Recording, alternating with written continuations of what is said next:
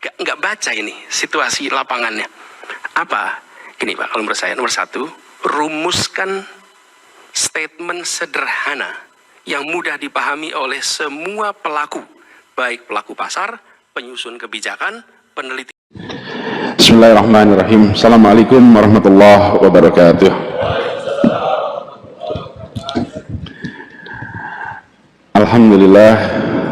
Alhamdulillahilladzi arsala rasulahu bil huda wa dinil haq liyudhhirahu ala dini kullihi wa kafa billahi syahidah.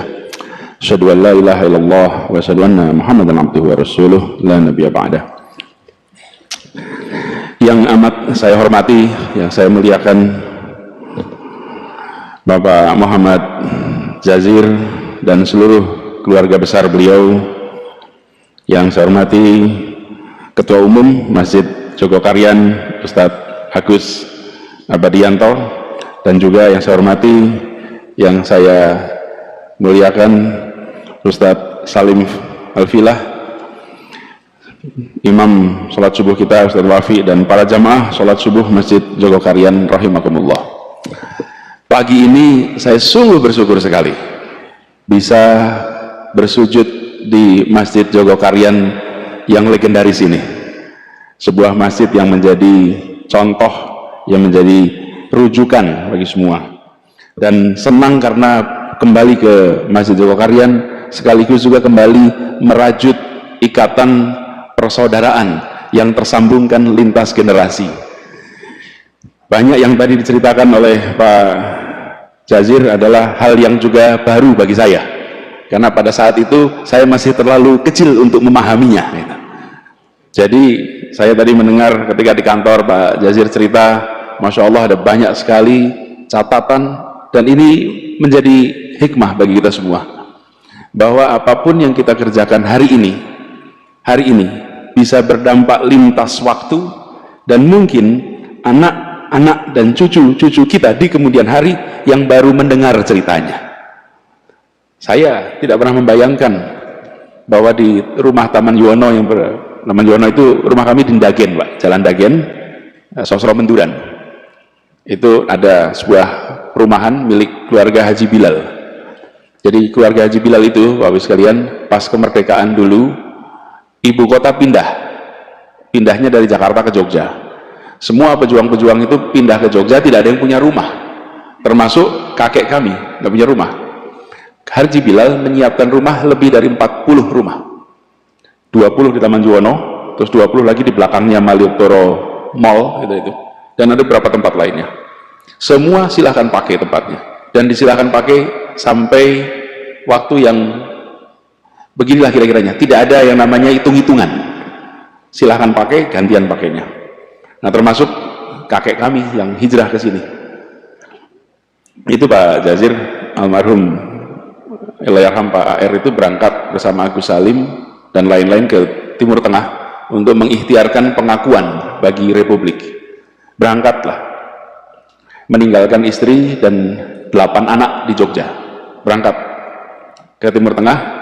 Perjalanan itu beberapa bulan untuk ke sana, sampai ke Kairo, dan alhamdulillah di Kairo lewat perjuangan diplomasi yang panjang, keluarlah pengakuan de jure dan de facto bagi Indonesia. Itu adalah pengakuan pertama. Ada negara yang mau mengakui Indonesia. Yang mengakui pertama adalah Mesir waktu itu. Jadi kakek pulang ke Jogja membawa surat itu. Perjalanannya panjang, mampir ke India, mampir macam-macam, pulang sendirian. Dan untuk membawa masuk surat pengakuan itu yang ditandatangani oleh Perdana Menteri Mesir itu, dimasukkan ke dalam kaos kaki di dalam sepatunya. Ketika di pemeriksaan di Kemayoran, lolos.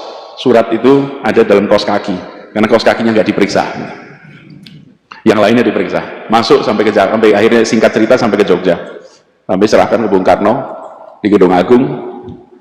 Pulang, istrinya melahirkan anak yang ke-9, diberi nama Lukiana. Kenapa? Laki Ana. Beruntung saya, karena bisa sampai lagi ke sini. Anak sebelumnya yang nomor 8 diberi nama Imlati. Imlati itu artinya Indonesia merdeka lekas akan tercapai insya Allah. Lahirnya 1 Juni 1945. Jadi lahir 1 Juni, beliau masih di BPUPKI, itu semua orang sudah merasakan insya Allah Indonesia merdeka. Bulan Juni itu, Agustus kita merdeka. Tapi belum tahu bakal merdeka atau tidak. Lalu anaknya lahir, yang ke-8 dikasih nama Imlati. Banyak yang tidak tahu itu kepanjangan. Indonesia merdeka lekas akan tercapai, insya Allah. Yang nomor 9 dikasih nama Lukiana, karena laki anak. Lukiana.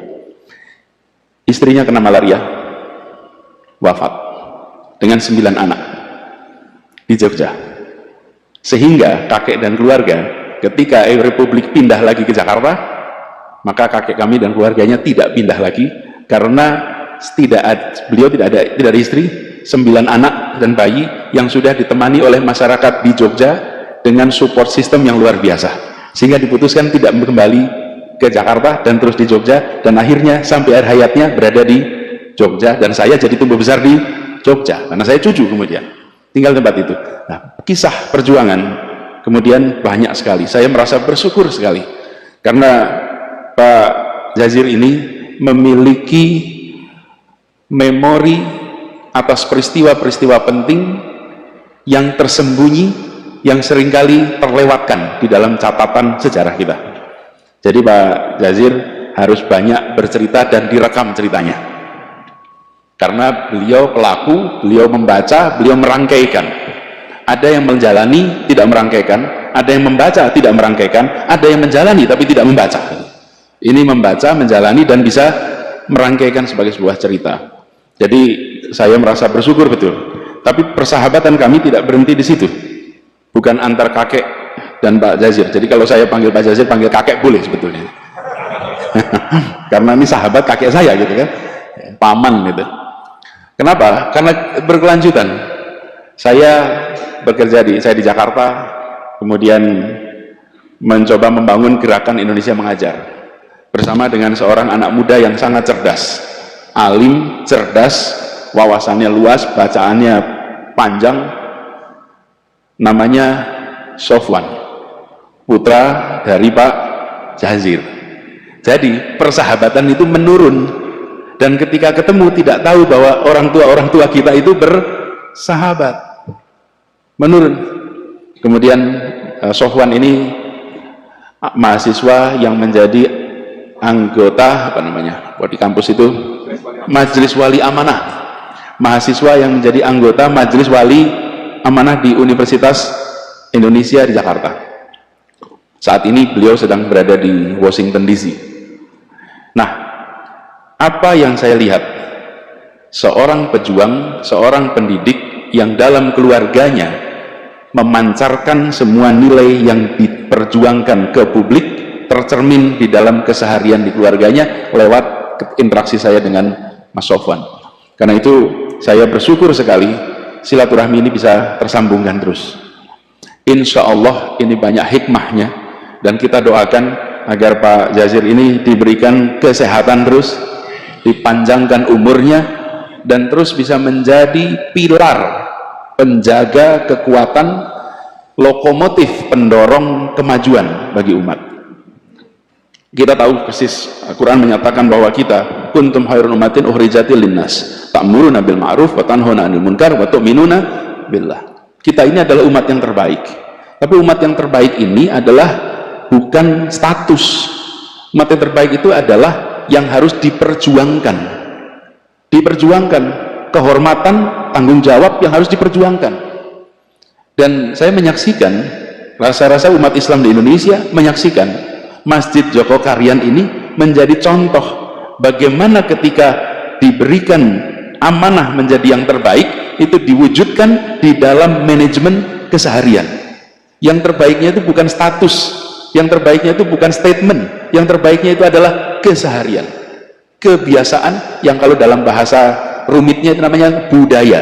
Budaya itu adalah kebiasaan. Masjid Joko Karyan memiliki itu, dan ini tempat masjid-masjid dari seluruh Indonesia belajar. Saya merasa sangat bersyukur subuh ini bisa bersujud di tempat ini bersama dengan para jamaah semuanya. Insya Allah apa yang dikerjakan di Masjid Joko Karyan ini terus jadi inspirasi bagi semua, termasuk bagi kami yang di Jakarta. Di Jakarta tantangannya tidak sedikit, tapi alhamdulillah Allah selalu bukakan pintu-pintu penyelesaian yang tak terduga. Saya masih bertugas di Jakarta sampai bulan Oktober. karena tanda-tandanya tidak ada perpanjangan. Tidak ada perpanjangan. Jika nggak ada perpanjangan ya Oktober lah besok selesai gitu. Jadi 6 bulan lagi selesai.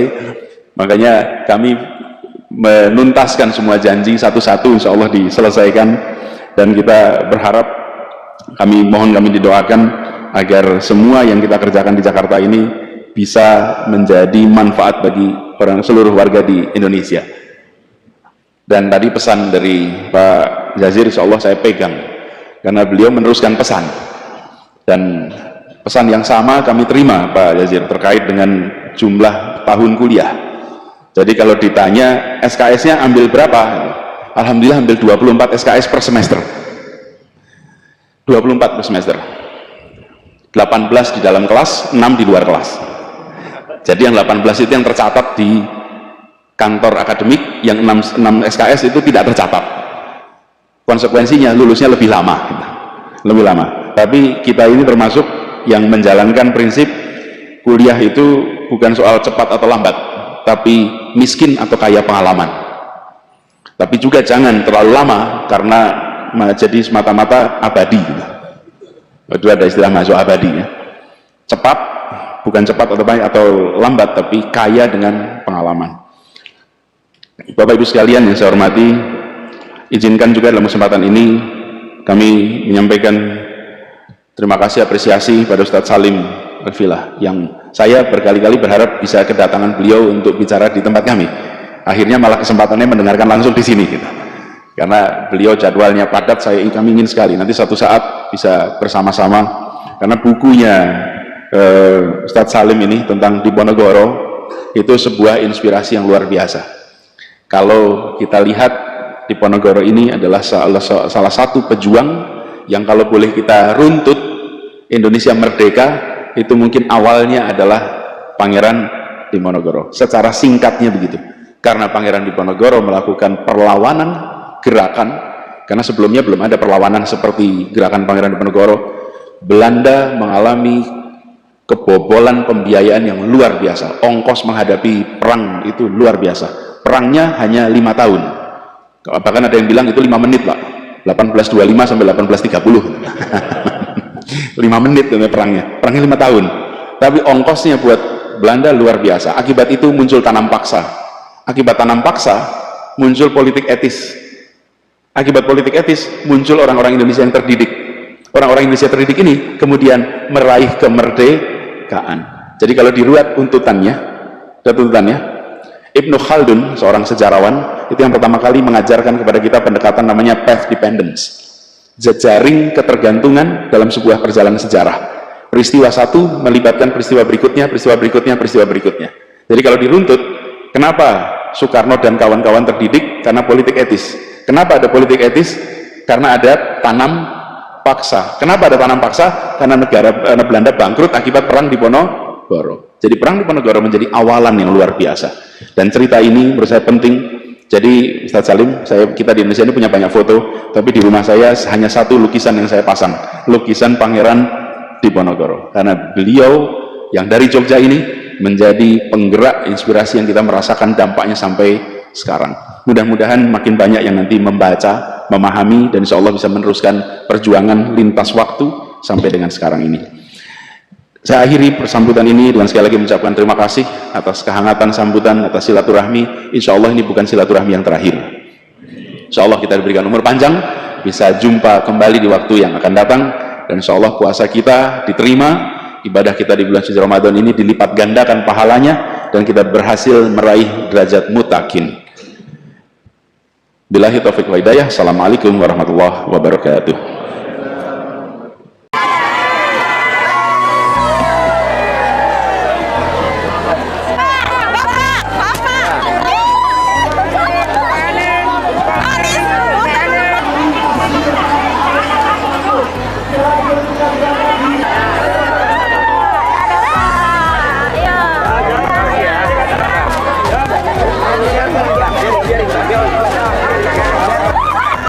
Bapak Ibu sekalian, kita berkumpul bukan sekedar berkumpul.